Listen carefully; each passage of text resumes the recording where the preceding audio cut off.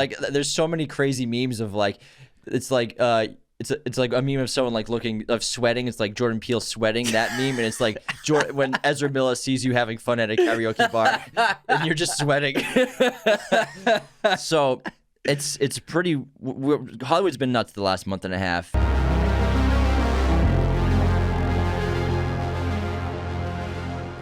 Hello, movie friends. Welcome back to the show. Anthony here. And James here. So Fantastic Beasts, The Secrets of Dumbledore just got released. We got an early screening and invite by IMAX at AMC, which was super cool. In this episode, we figured we'd cover the trilogy of the Fantastic Beasts so far. So we have Fantastic Beasts and Where to Find Them, which came out in 2016. Fantastic Beasts, The Crimes of Grindelwald, and I believe it's pronounced both Grindelwald and Grindelwald by different characters in the film, so I think either pronunciation is fine. And then Fantastic Beasts, The Secrets of Dumbledore, which just came out, and Grindelwald came out in 2018. And J.K. still remains a creative genius. The imagination she has is, unparalleled for most writers in the modern era. And we have an excellent cast for all of the films. A lot of excellent actors. And Eddie Redmayne, I think, is a fantastic lead as Newt Scamander. I think he's very charming, and he captured the essence of this individual really well. Productions by David Yates, who made the last few Harry Potter films. He did all of these films, so it has the same aesthetic, the same feeling and tone as those final Harry Potter films, especially, I would say, the Deathly Hallows films. So, again, high-class production, wardrobe, visual effects.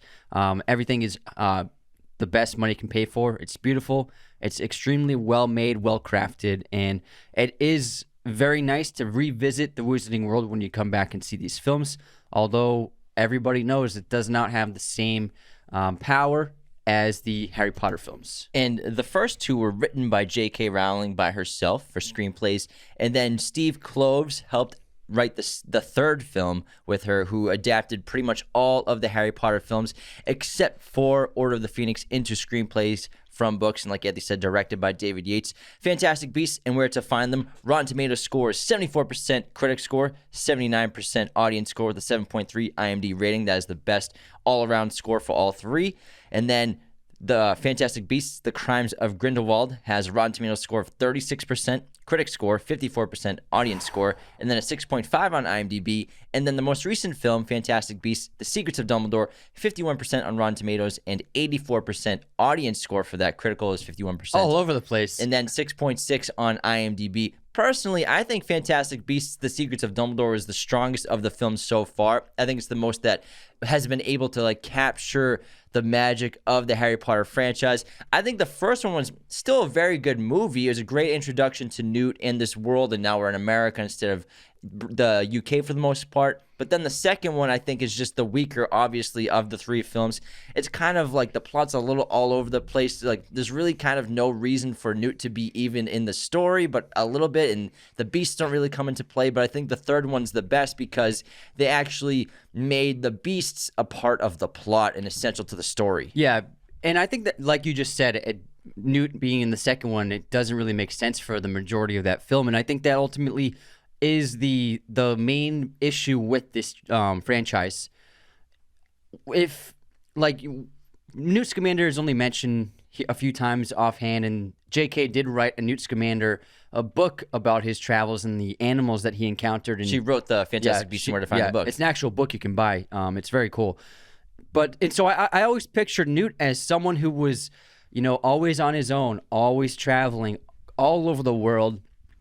And then he kind of did his own thing. And that's how I feel like he was established by J.K. in her novels, of Newt Scamander just being this journeyman, this voyager, obsessed with animals, protecting them and learning about them and spreading knowledge about them.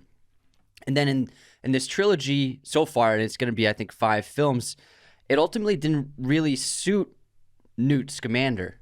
I think that if they approached this in the way that, maybe a Marvel type situation of a Marvel universe where you have Newt Scamander, imagine Newt Scamander movies where it's Newt Scamander on adventures, helping animals, rescuing animals. There could be evil poachers and wizards who are trying to capture some mythical beast that he has to save and rescue. Like that, the third one. Yeah, that could be the first movie of him rescuing this mythical beast that an evil wizard's trying to take control of. Also, all of his movies and exploits could be like their own thing, separate from Dumbledore, separate from Grindelwald. And then you can have another franchise, another series of films, Dumbledore versus Grindelwald. It's on Grindelwald's rising, the battles, and the war that takes place. And then you could even have another series of horrors. And then that could lead into, you can have team-up movies like The Avengers, where, Dumbledore needs Newt's help for something. So then imagine, like, people love the Fantastic Beasts movies, and then there's a Dumbledore movie, and he's like, and then Newt Scamander shows up. I think people would have freaked out if they had already loved Newt Scamander in his movies, and then he shows up in a Dumbledore movie for some kind of reason.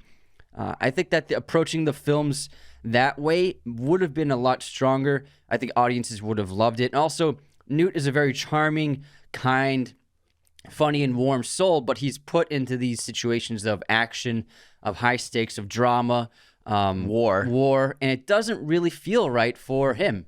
I agree, but obviously, I think Warner Brothers and studios can't help but salivate at the opportunity to, like, let's get Dumbledore in there. Let's get everybody. We'll have some auras, even though you're right. Newt Scamander would probably work best in a franchise of just Newt Scamander, Fantastic Beasts, Newt Scamander, Pet Detective. Like, doing all sorts of stuff. Could be a Pokemon type movie. Yeah, it'd be really cool. Pokemon. And that's why I think the third one was the strongest so far, because they tied in a real reason for Newt to be in the plot and a real reason for magical beasts to be in the plot. And you're talking about the Chillin. The Chillin in the third film, where the Chillin is supposed to be the most pure creature on Earth in the Wizarding world, and will elect the leader for the Wizarding world going forward because of its pureness. Yeah, so the Chillin is a way that leaders used to be selected thousands of years ago by wizards, because the Chillin can see inside a person's heart the goodness and true morality. And so the Chillin can point that out, and that allows people to be like, I'm going to vote for this person to be our leader. So that's what Grindelwald's plan is. It's actually a really good plan by Grindelwald. It's a great plot. He's trying to basically usurp the union of the wizarding countries. It's very reminiscent of Hitler's rise to power, although Hitler wasn't elected, but he kind of publicly was elected universally by Germany, and the current chancellor, he stepped down and gave Hitler the job, basically. Yeah, and the plot of the third one is there's a birth of new Chillins, and he steals one. He has his crew steal one with Credence, and then he kills it to see the future with its blood, and then he reanimates the Chillin from the dead and uses it as a fake living Chillin to elect himself as chancellor at the end of the film. Obviously, we'll get into how that backfired on him, but still, the first one with the plot of the first Fantastic Beasts movie, the Beast, it makes sense for the movie, because Newt's goal in that film is he's bringing that rare Articuno, or the Zapdos, because the Zapdos wizarding bird back to Arizona. That's like his goal. That's why he's in America. And obviously that's where Grindelwald is and where Credence is in the Obscurus. You could say that the Obscurus and Obscurial, in a sense, is a fantastic beast that he's trying to tame and trying to control and rescue in a way, because that happens in the third act of the film when we find out that Credence is the Obscurial, the Obscurance. So those two movies, it makes sense, especially the third film, with the Fantastic Beasts being essential to the plot or part of the plot, but the second one, the beasts really have nothing to do with the plot. But before we continue, the best way to support Raiders of the Lost Podcast is to become a patron at patreon.com/Raiders of the Lost Podcast, where you get awesome perks like our podcast schedule, personalized videos, Patreon shoutouts on the show, weekly bonus episodes for all patrons, plus Godfather tier patrons. They get their own custom episode that they get to pick and choose. $10 and $25 tier patrons also have access to our Discord, which is awesome access because we communicate on that daily. We have watch parties. We've done Oscars watch party. We did Superbad watch party. We play some games on there sometimes. It's a lot of fun. And we also recently launched our podcast and masterclass online course. So for anyone who wants to start a podcast or improve their current podcast, our 22-chapter, 46-video lesson course will give you all of the secrets behind the scenes of our show. The link is podcast, masterclass.teachable.com, or just go to our website, raidersoftheLostpodcast.com. It's right there on the home page. You can see all of our merch, custom movie posters, sources of content. Thanks so much for tuning in around the world. Now let's get back into the Fantastic Beasts trilogy. What were you about to say? You looked like you wanted to get something off your chest. And I was going to add to that, it was fun seeing the Fantastic Beasts interacting with New York City. It's a period piece. I love the setting. And it was fun seeing like the Niffler stealing all the jewels and stuff, and like the Bowtruckle and like all sorts of all these beasts like in Central Park. It's fun. You know, it's the fish out of water type of story where Yeah, the Bowtruckle is not supposed to be in New York City. It's a Definitely classic fish out of water story. So it's fun, but also, that being said, it's not until the third film that we actually see Newt in the wild interacting with the beast. It's the opening of his story, of his thread in the third film, and he's keeping an eye on the chillin', the mother chillin', because he knows she's ready to give birth any day now, and he's in the wild. It seems to be like his natural habitat, and I love that scene. I thought it was a great opening for Newt, and one of the I think the first few scenes of the third film were really strong, and when I saw that scene, I was like, it's a shame that we haven't seen Newt in the wild at all until the third film. Yeah, he's Newt Scamander. He's a Fantastic Beasts expert. He's out in jungles, but he's in cities for 90% of the franchise of these movies because the war basically superseded the plots of these films, which, again, we understand that Warner Brothers, and I'm sure J.K. wanted to infuse all of these great characters that we want to hear stories from. We want to know about the Dumbledore-Grindelwald battle and the war that happened. It's kind of like DC doing the team-up right away. Yeah, but really the fish out of water isn't the creatures in Manhattan, it's Newton cities, in my opinion. Yeah, exactly. That's a great point. And I always felt that Newt, from the book and from what J.K. wrote about him briefly, he didn't seem like he was like a powerful wizard. He seemed like he's a zoologist and he loves animals. Magizoologist. Get it right. And so seeing him in the war, it never feels right for me. Seeing Newt like in the battles, and obviously in the movies, he seems as though he's a very powerful wizard who can hold his own in these situations. He's not like the best wizard, clearly, but he's up there. But I never pictured him, knowing about him going into the movie, I never pictured him as like a wizard who got into battles at all. You know what I mean? No, I agree. But they did what they did. It's too late to turn back now. Like you said, it would have been sick if we had an Aura franchise, a Newt franchise, a Dumbledore franchise. If they just started off with like a Dumbledore series of Jude Law, because Jude Law is so great as Dumbledore, and he's not in the first one. He comes into play in Crimes of Grindelwald, and then he's all over the third film, The Secrets of Dumbledore. The third film's his movie. And I think Jude Law is the best part of the third movie because not only is he a terrific actor, he's an icon in cinema in America and England and all over the world, but he does such a great job as Dumbledore because he brings so much of Michael Gambon's natural performances and mannerisms into his role and his performance of Dumbledore while also bringing something new to it. So I think that going forward with Jude Law and Grindelwald, they probably will become the main characters, maybe a little bit over Newt, but I think Newt still has to be the main lead of the franchise because it's called Fantastic Beasts. Yeah. But then with Jude Law and then obviously Johnny Depp as Grindelwald, who lost the job after the second film, and now it's Mads Mikkelsen who's Grindelwald, both very, very capable actors and both did a great job with Grindelwald. I think going forward, though, with Jude Law as Dumbledore is really the secret sauce to this franchise going forward. Yeah, Jude really captured the essence of Dumbledore, his kindness, his humanity. Because at this point in his life, it's several years, it's a couple of decades after the mistakes of his past, and so he's probably atoned for them, and now he has finally become the truest version of himself as a man, and he's accepted who he is, and he understands that he has a troubled past. Whereas Dumbledore in the Harry Potter franchise, that was definitely there, but he was busy dealing with Voldemort and trying to figure out what Voldemort was up to, trying to figure out how to stop Voldemort. Whereas when we meet Dumbledore in the second Fantastic Beasts films, it's just he's so charming, he's so kind, an excellent teacher, Sexy Dumbledore. Yeah, sexy Dumbledore. So hot right now. He's got a great beard.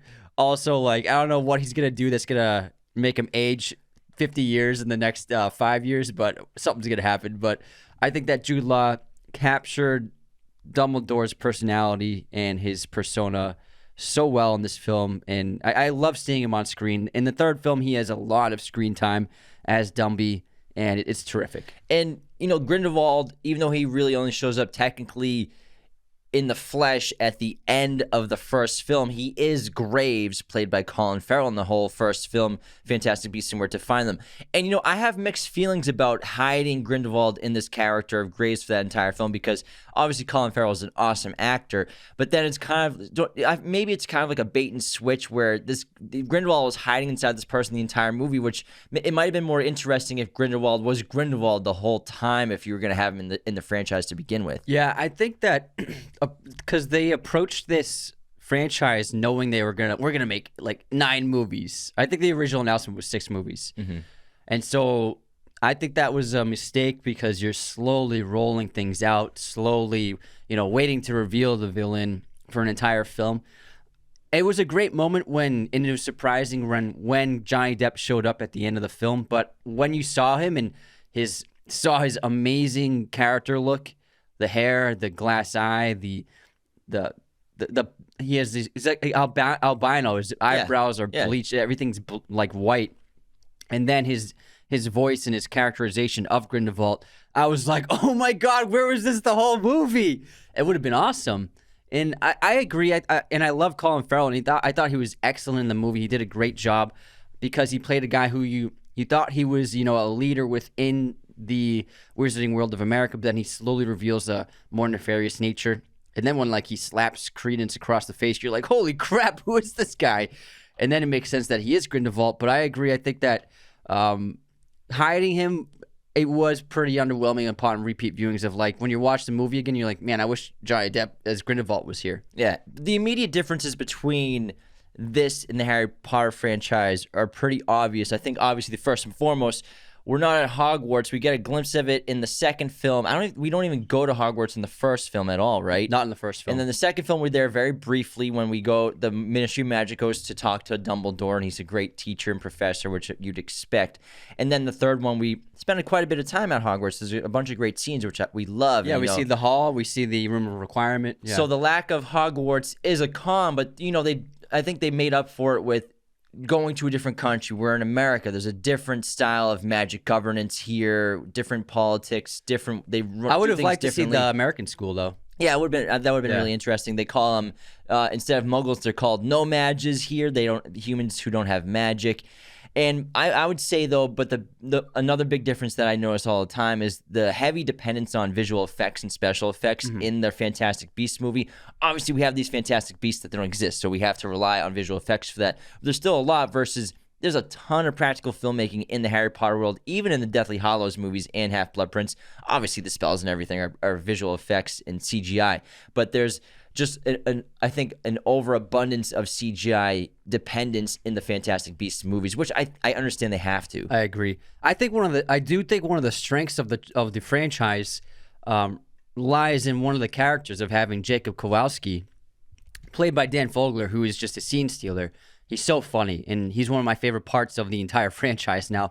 But I really love the idea of getting a Muggle involved, of getting because we're Muggles, unless you're yeah, sure, yeah.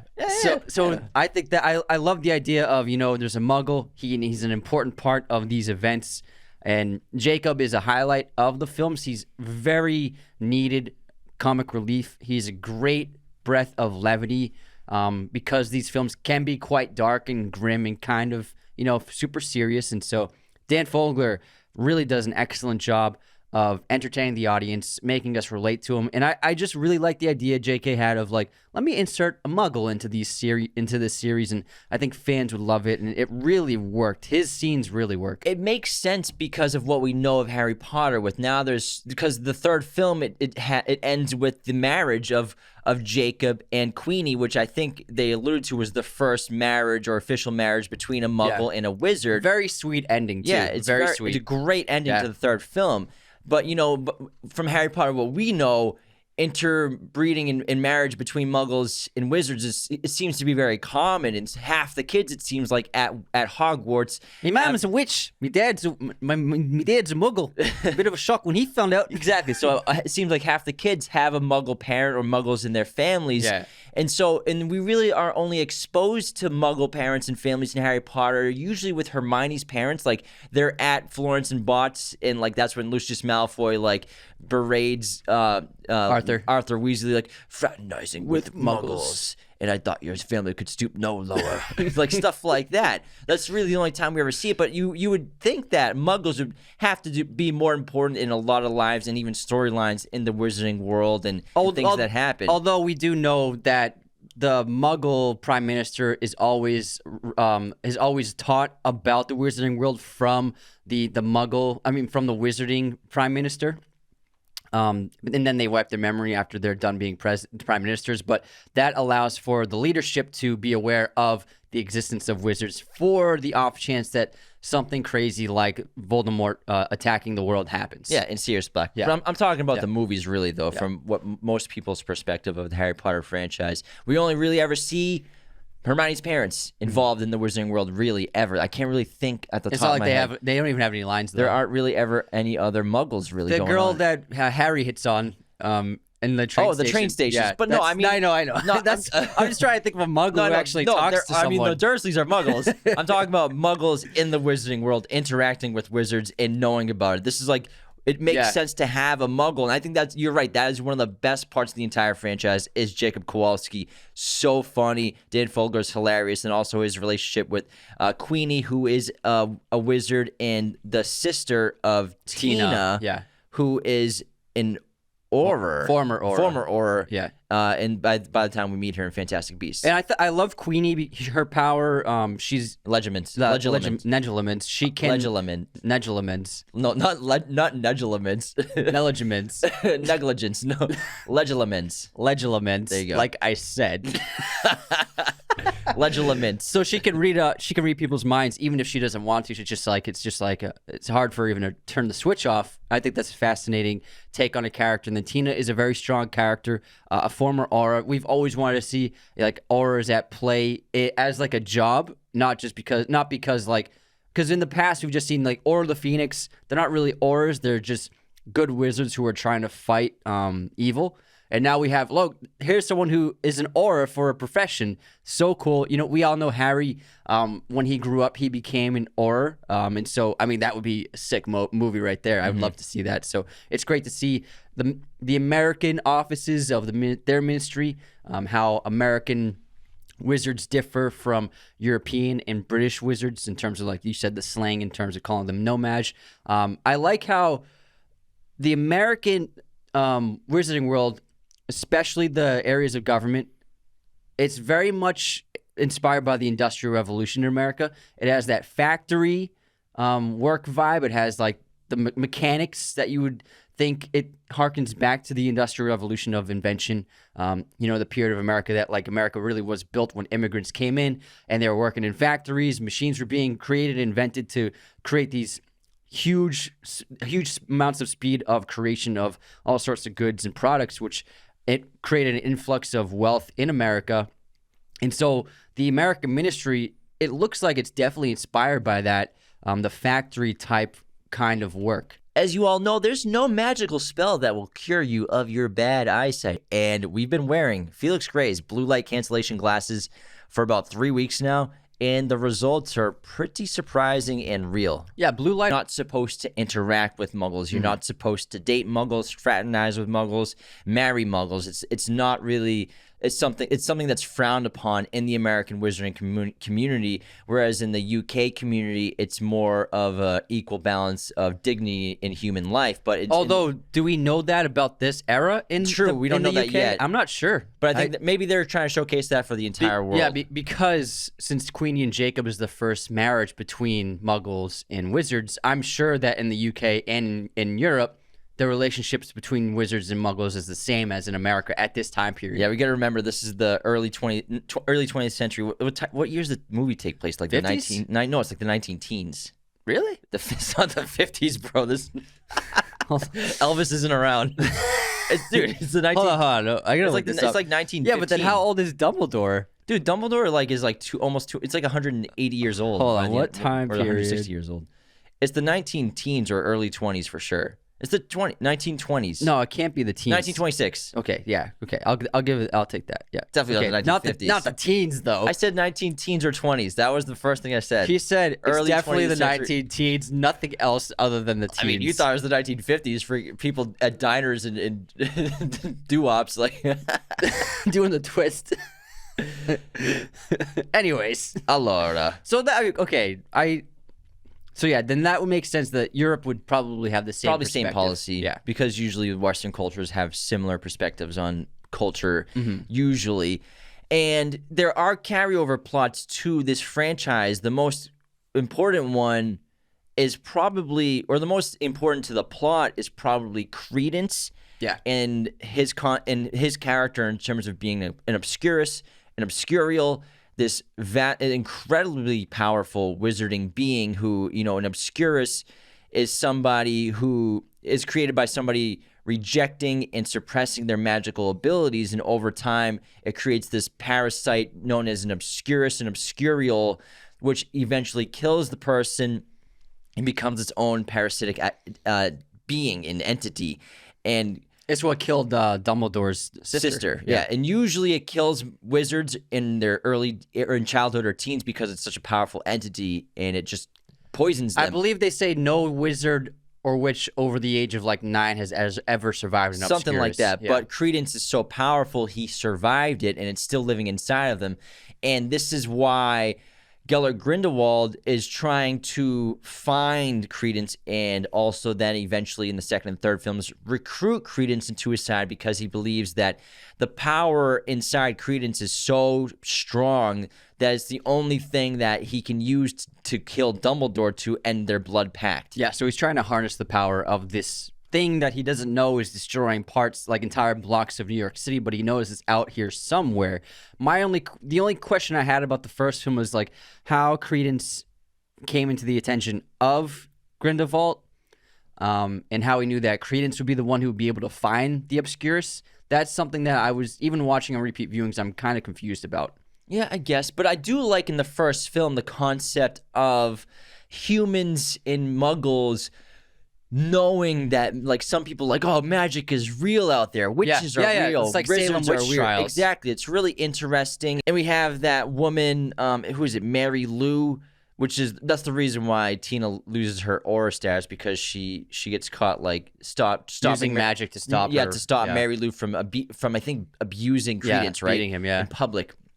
And so Mary Lou is leading this almost like suffragette movement sort of feel in terms of muggles wizards are real. We have to stop wizards. These people with wands and it exists. And she's trying to shed light on the wizarding community with muggles. She's actually right. And John Voight is in this movie for some reason.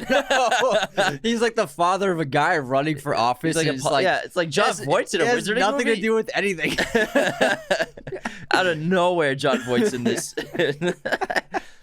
But I like that concept and how there's backlash, but it kind of just they move on from that in the second film. Yeah, and Ezra Miller is a very good actor. He does a solid job as Credence.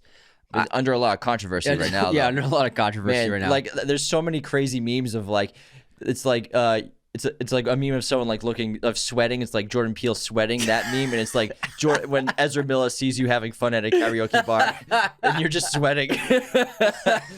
So it's pretty. Hollywood's been nuts the last month and a half, and hopefully we don't know what the situation is with Ezra Miller, if it's mental health and he needs to get help, and we don't know the extent of what happened, the situations. We just know he was arrested, got out on bail. I don't know. It seems like mental health problems because I read that during the production of The Flash, he was having panic attacks and struggled with his confidence of being able to continuing on with the job. Yeah. So I mean, he's still a young guy to be put under the pressure of huge blockbusters, 2 big franchises. I'm sure it's a lot to take on. And so It's no excuse for what he did. It's no excuse for for berating violence. People. Yeah. No one could violence. There's and no threatening reason for violence. people. Yeah. So it's a crazy situation. And if you've seen the Fantastic Beasts 3 movie, which if you haven't, I'm sure you have because we're spoiling. Yeah, we're spoiling. We already have spoiled So it. you know the ending of Fantastic Beasts in the third film, where the Obscurus inside of Credence is slowly poisoning him, and he's dying soon. And then the end of the film, he eventually becomes reunited with his father Aberforth, which is very sweet. So we can assume that they're gonna X. There's no way. Ezra. Warner Brothers was like, thank God that worked out. Wow, that's lucky. Wow. They're like, we don't know any situations. Don't condone violence. It's a tough subject. We don't know any information really. We don't know anything. And there's something like the Dumbledores, man, Obscuri and their family. It's just like, it's a curse. It must be because there's just so much power in the blood that obviously there's going to be a spectrum of how it affects wizards, I'm sure. And what happened with Credence was he was swapped. No, so the story's crazy. Yeah. So this ties into the second film, The Crimes of Grindelwald, where we're introduced to Leta Lestrange, played by Zoe Kravitz, who was a really interesting character. I was disappointed that she died at the end of the movie. And so the story of Credence is that it's a baby swap. It's like a soap opera. It's crazy. Yeah. It's kind of a stretch. Yeah. I get as I stretch my arms as I say that.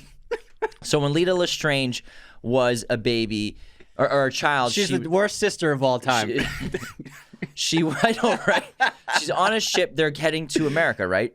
Yeah. And this is after crossing the Atlantic. And she's the stepsister of Yusuf, who he comes into play later.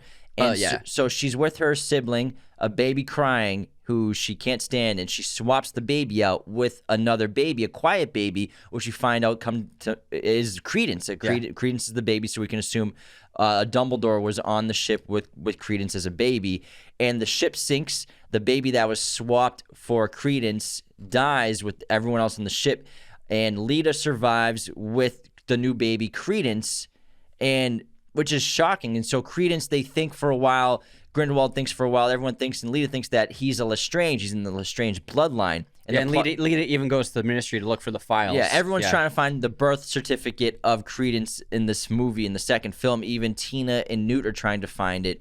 And they think that he might be a Lestrange, but he eventually finds out from Grindelwald at he's the end of the film. It's Rey and Skywalker that Credence is actually a Dumbledore. He was born Aurelius Dumbledore, and he's the long lost brother that was disappeared, who they probably thought died in that shipwreck, but is survived and was actually alive. And we learned it was Aberforth's son is Credence, and so I guess Aberforth's baby mama or wife was on the ship, and she died in the ship. And with the Lestrange baby. Yes, exactly. And she's part of the Lestrange line because Yusuf's mother was taken from her by one of the male Lestranges, and by magic, made her come. I think like a love potion or something like that, or he bewitched her. He bewitched her to come. I can't remember. Yeah. And then it wasn't a potion; it was a spell. And so Yusuf pledged an unbreakable vow to kill whoever that guy loved most, which he eventually finds out was Credence. Yeah. So it's complicated.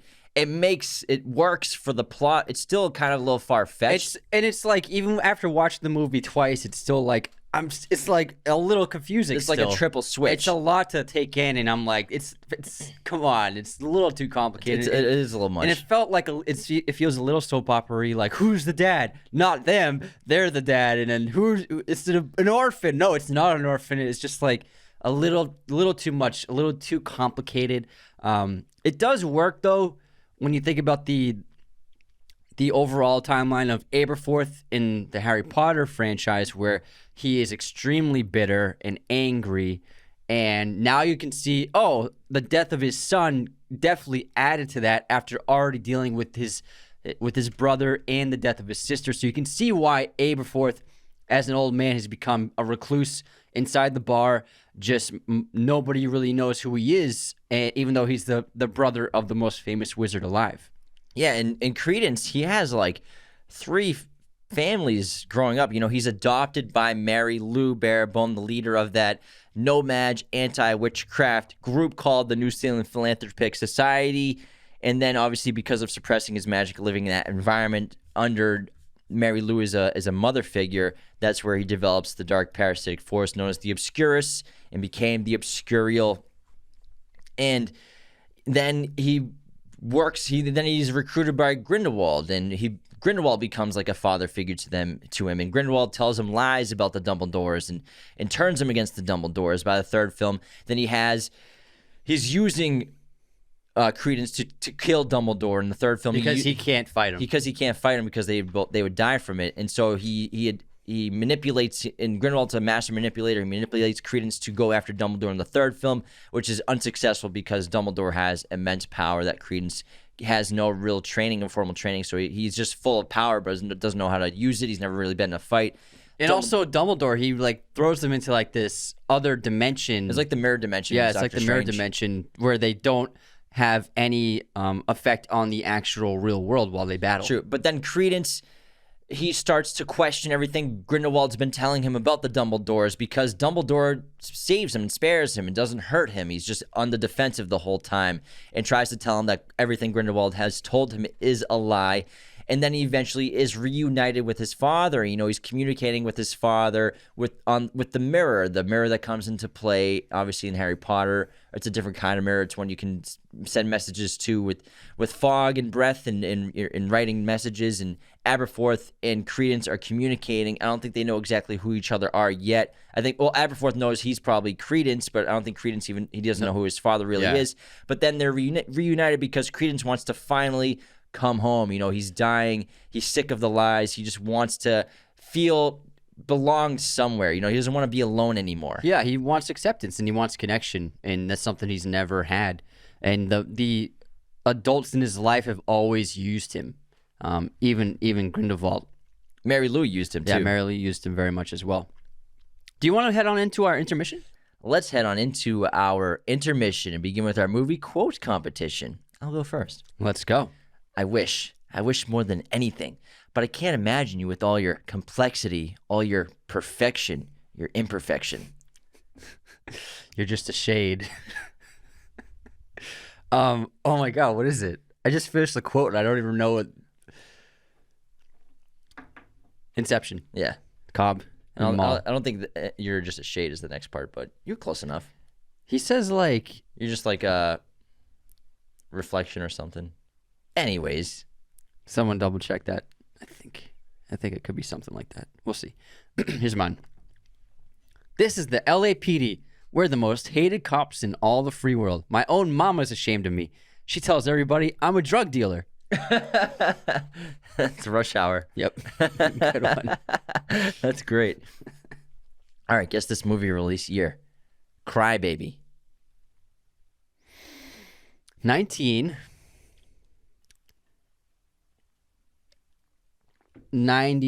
9D. 9D. Damn, good one. Guess this movie release year. The Medallion with Jackie Chan. Oh, I know. The masterpiece. 2006. 3. Oh, man, that early. That early.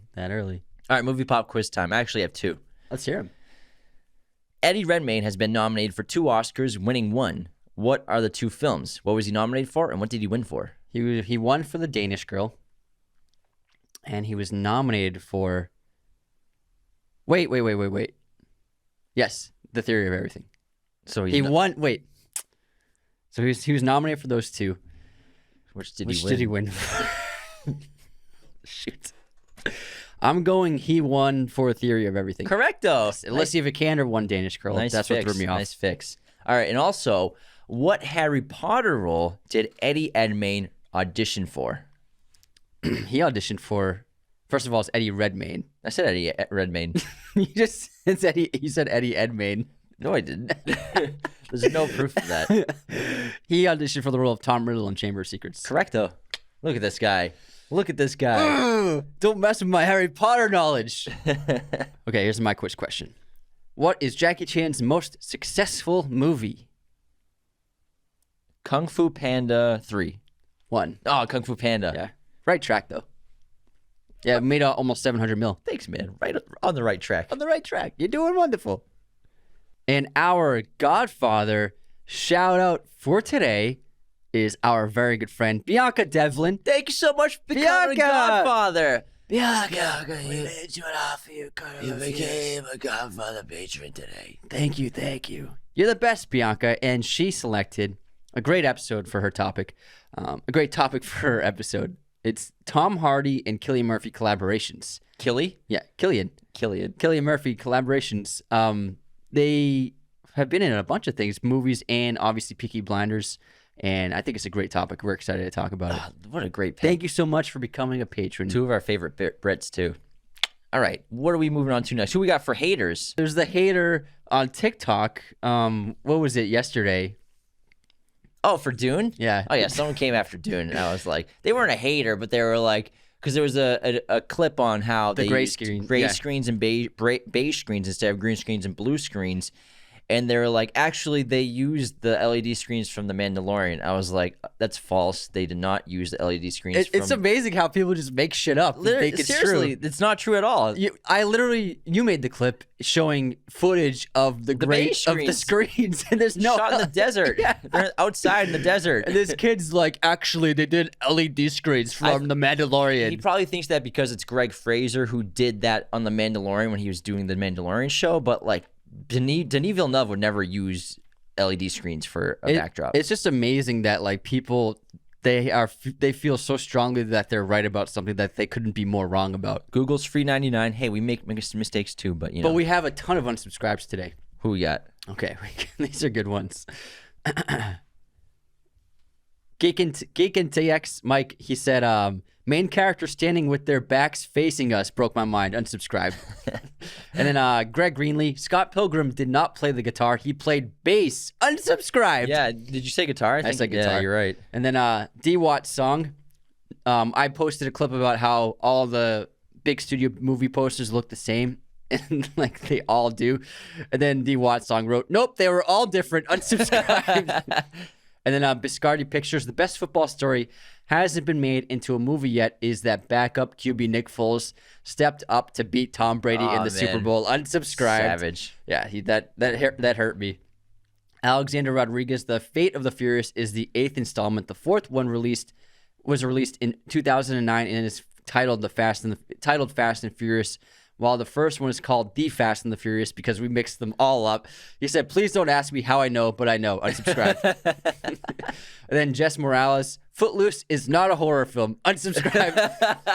I remember when I brought that up and you were like, what? Dude, we're in the horror section. And then my favorite comment for the week is I posted a clip about you were talking about Henry Cavill's chest hair. Oh, yeah. But you said chest here.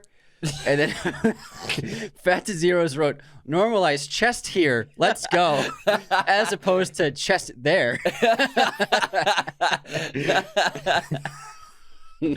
That's great. That was the best We one. have a great 5-star review from Isaac Wall. Wicked smart film bros. I think he wants me to do this in a Boston accent. Go for it. James and Anthony managed to craft an amazing film podcast that is both educational and fun to listen to. They're a wicked smart kid about film and behind the scenes and explain it in a way that makes sense to everyone. When you turn on their podcast, it doesn't feel like listening to a podcast. It's like sitting in the room and having a conversation with two buds. And all you can think is, did we just become best friends? Love you guys. Thanks for getting me through work. Appreciate you, Isaac. You are the best. Thanks, Love it. Isaac. Great, All right. great Boston accent. I like how you become a different person. Yeah. Like the way your mouth moves is different. Like you have like a kind of a side, like A method, bro. yeah, full on. That's Boston Jim coming out.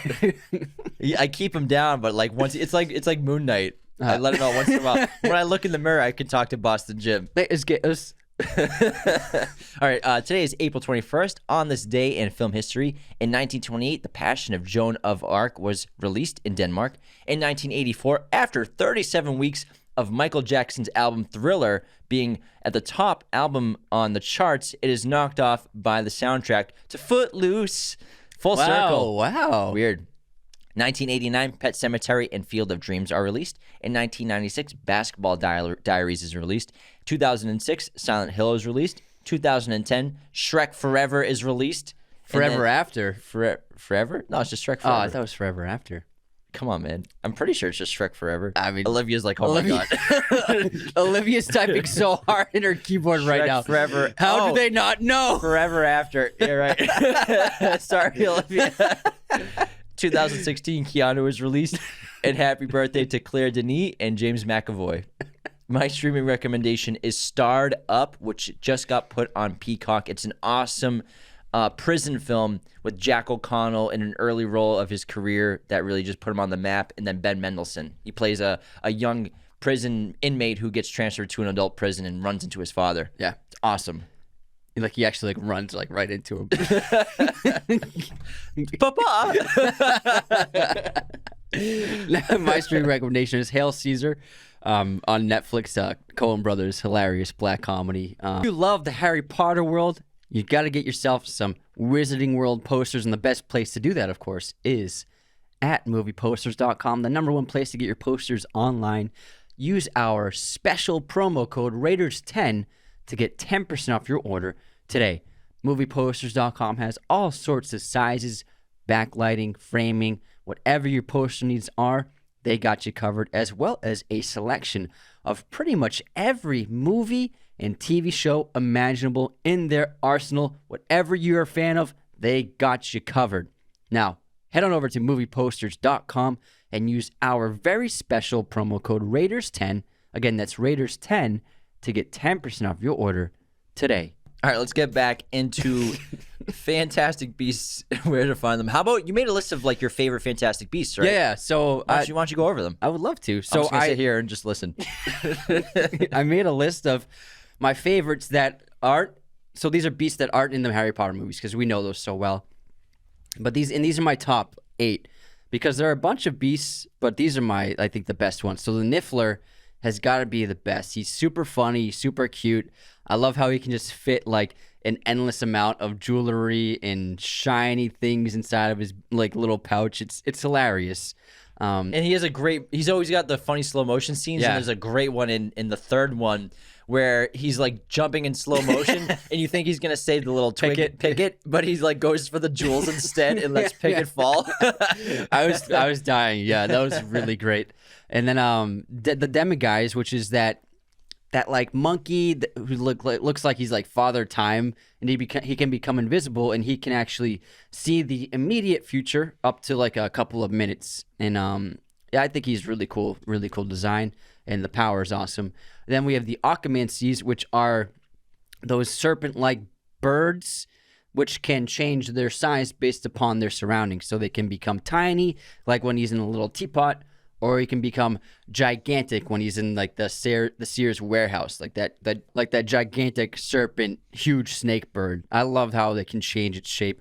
Then the Bowtruckle, which is the little tiny plant that we mentioned earlier. Pickett is Newt's like right-hand little dude. He's always in his pocket, like his best friend, although Newt nearly like sells him like multiple times and betrays him several times. Then we have the Zuwu, which is like this gigantic lion-type beast with this huge floral tail. It can teleport, just like similar to apparating for wizards. Beautiful design, very, very cool looking creature. Then we have in the new film, The Chillin', which is the central catalyst for the film, and it is a small deer-like figure, has like gold light within its belly, and the Chillin' can look into the soul of a person and judge whether they have true goodness and morality within them. And the Chillins were used in the ancient days of the wizarding communities to pick leaders for the communities based upon the Chillin recognizing goodness within the people. And so that is actually what Grindelwald tries to use to convince people to vote for him once he is allowed to be in the election.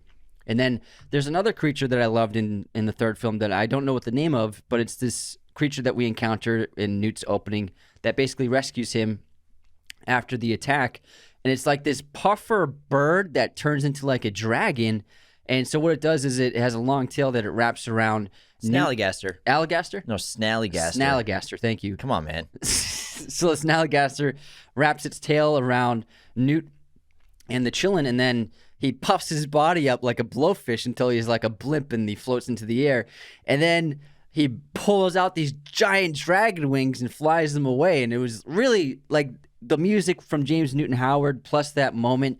It was like it really felt wonderful and fantastical. It's one of my favorite moments of the third film, and a really fascinating creature. I also liked in the third one we have like those crabs, the fire Oh crabs. yeah. Whatever those are called. I think they're chisperfils. I don't think it's confirmed yet, but then we also have the Manticore, which I believe is that giant like crab that tries to kill them. Scorpion crab. It's like a scorpion crab, but Oh yeah, it's messed up. that sequence is super funny. It was The great. third one is very funny. I Yeah. think it's the funniest of the three, and it's the most entertaining for sure. There's Whimsical. a lot of great moments like that when they have to do the swivel dance the crabs are mimicking them to let them get away. But that prison is wild. Like you're gonna die in that prison no matter That what. was great. There was great like horror in there too. That was one of my favorite sequences of the entire It franchise. was a scary movie. There were moments that were scary. Yeah, they did a great job with that sequence. But those are I think the best creatures that we've seen in this franchise. And I still think the third has the best plot in general because we have the great element and theme of politics. It's very reminiscent of what you can probably assume was Germany at the time of the rise of fascism and Hitler and the Nazi regime and the power that they began to wield and how they kind of just took over the country and psychologically took over the minds of the entire nation or the majority of the nation to gain power and then lead them in a new direction for the for the world, really. And it's shocking. And, we have that kind of element to this entire film where this is Grindelwald's plan is to, during this election, use the Chillin to show that he's the most pure of heart and that he should be the one to lead the wizarding world in the future by reanimating the Chillin that he killed, which is like a zombie Chillin. Yeah, winning public opinion is essentially what happened back then. And so I thought it was a really great parallel to that entire thread. We have like political riots, political parties, feuding with each other, and all sorts of stuff. Although I feel like because the franchise moves so slowly, this should have been in the second movie, this entire Grindelwald plan. Introduce Grindelwald, the first one. He tries to gain power politically in the second one.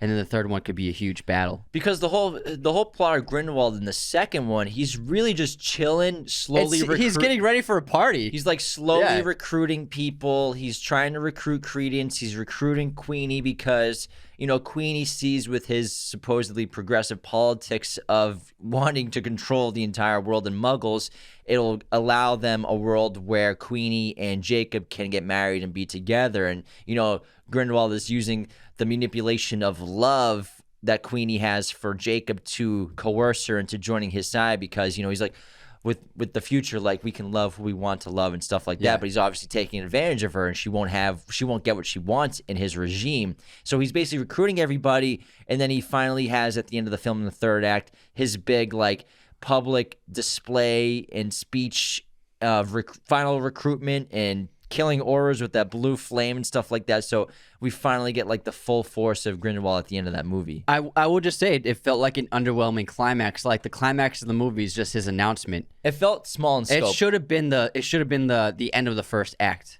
That should have been the big event. Like Grindelwald announces what his plan is, and then the movie can continue from there. Because then he's like leaning against rooftops and casually like, hey, I'm Grindelwald. It doesn't feel like there's like anything happening really. Not a threat. It's like he's essentially planning a party for the entire movie. You know what I mean? So if they put the entire political plot into the second movie, I feel like it would have added a lot more high stakes and momentum. And there's things about the second movie that I think were strong and interesting that were kind of just pushed to the back burner, specifically I think with Nagini. I think the storyline with Nagini and Credence could have been more interesting if we learned more about Nagini. It's this really interesting character, and she really, I don't even think she has a line until the end of the movie. She has her final line, and she's in the circus with Credence. Credence is looking for his birth family. Nagini's a character. She's a wizard. We find out Nagini was a wizard who can turn into a snake, and then eventually is cursed with being the snake for her entire life eventually. But I would have loved to learn more about Nagini, her character, get some more dialogue, because when Credence leaves her to go into and takes the side of Grindelwald, it's not really an emotional impact for us because we don't even know Nagini. This is her first time she's opened her mouth in the movie. That's actually the weakness of the franchise is the characters. By the end of the third film, you're like, okay, I kind of know who these characters are. So that's a problem. I'm in the first two movies, you're like introduced to these people and you barely get to know them that well. And there are multiple characters that are in all 3 movies, or or in at least 2 movies that are in a lot of scenes, and they don't even say anything. Like there's that woman who's always with Grindelwald with the dark hair, and she's always in the movie, but she barely says anything at all. In 2 movies, she has like 2 lines, and you're like, who is she? Like, what is there? So there are a lot of characters that are just like there, and they're occurring characters regularly, but you don't even know who they are, what their motivations are, anything about them. And so I think that the character development of the films is not even close to the character development of the previous franchise, and I think that is ultimately could be one of the biggest weaknesses of the franchise. Yeah, you can argue that we had books to read to get to understand. We knew the characters before the movies were even made, but still, the first film and the first 2 films, they do a great job of showing character and introducing us to everybody, even if you didn't read the books. I'm sure there are people who've never read the Harry Potter books, but they're obsessed with the movies, and they built strong characters. And even when we have a new character brought in, like whether it's Gilderoy Lockhart in the second one or Lupin in the third film, in the movie, the versions, they still do a great job of characterization in just an opening scene of that character. Like Gilderoy Lockhart at Flourish and Blotts, we know exactly what this guy's like within a minute of dialogue. Yeah, and obviously there are characters that we know so well. Jacob is an example, but like, tell me what that woman's name is. I can't even think of who you're thinking of. She's like Grindelwald's right hand, always with him in the background. I'm blanking. She got. I'll put a photo up for people to see, but she's in like 20 scenes, and I don't even know who she is in what her name is or what she's even doing there. The actor's name is Poppy. Oh, Rossier? Yeah. Got you. You know what I mean? Like, yeah. Like, what does she even say in any of the movies? I can't think of any dialogue. But I think that would probably one of the weaknesses of the franchise is they're not super memorable movies. I think the last one for me is like the one I've been thinking about most since seeing it for the first time. But the other ones after I saw them, I'm like, yeah, it's a good movie, but like I'm not thinking about it afterwards too much. I'm not gonna like put it on again. In Christmas exactly. time. Like I've never had the need or want to like let's put on Fantastic Beasts. I love that movie. I've done that with Chamber of Secrets more times than I've seen Fantastic Beasts in the last 5 years. You know what I mean? Yeah. So they're not movies I feel that they don't have the rewatchability. Yeah, they're not rewatchable. They're not super memorable. But I think they're doing better. I think this third one is really a step in the right direction. Yeah, but that's a great point. Like I've seen all the Harry Potter movies many times each, and I will put them like. If someone like around us wants to put on a Harry Potter movie, I'm like, let's go. Let's go to Hogwarts. This is what I'm doing tonight. That's my next 3 hours. Like, no questions asked. Gotta cancel my plans. Zero hesitation. But like, I had to we put on Fantastic Beasts to prepare for the episode. And I was like, yeah, I'll watch it with you. I was like, yeah, okay, yeah. I haven't seen it. I've only seen it twice. I mean, I'll see it again to brush up on it. But then while watching it, I was like, I really don't see myself like really wanting to watch this ever again. Yeah, but the characters, the third one I think does the best job. We have new characters that we learn more about. Yusuf, who's introduced in the second film, he has a huge role to play in the third film, played by William Natalie. And then we also have Lally Hicks, another great lead character. And she is working. She's part of the Aurors. She's a professor at Hogwarts. Charms professor. Charms professor. That's right. Yeah. But her did you even watch the movie? And her defensive spells are really marvelous. Superb. Sorry, not getting the lines right yet. I've only seen it once. But so we get a great feel for these characters. We have this like team to save the world. It's Lally Hicks. It's Yusuf. It's Theseus. And then we have Newt. I like how Tina is kind of like not so much in this movie because we forget that the Harry Potter movies characters come and go constantly. Main characters come and go. Like Sirius is here, but he's not in this movie, or he's just barely in this movie. Arthur. Yeah. But I think it's important to have characters coming in and out. And I think they're obviously gonna have Tina as a main character in the next film for sure, and have their romance butt again, because the problem with Tina and Newt was in Crimes of Grindelwald when there's the photo in the profit of his book signing for his book Fantastic Beasts and Where to Find Them. There's a error in the text that said that he was engaged to Leta Lestrange when really it's his brother Theseus, and so that's why Tina and Newt never really pursued each other in the second film, or like tried to find each other and try to rekindle what they had at the end of the first film. But that spark ignites again in the third film at the end, which I really liked. Yeah, but the problem with the second film is that they get together pretty quickly, and Newt doesn't tell her. It's kind of odd. It's like they have several scenes together, and it's like he never gets the chance to tell her that it was a misprint. And it was like, if he had said it the first time he met her in the second film, like it wouldn't have been. It's just like things like. I like Newt. I like his awkwardness and sometimes his inability to communicate and socially interact with humans, which is obviously part of his character, why he gets along with creatures so well and animals. I get that. It's an awesome trait, but he couldn't have been like, I'm not, it's my brother. She's going to be my sister-in-law. The first thing he should have said is like, I'm not engaged to her. I'm not. I'm telling you. It was wrong. Oh, okay.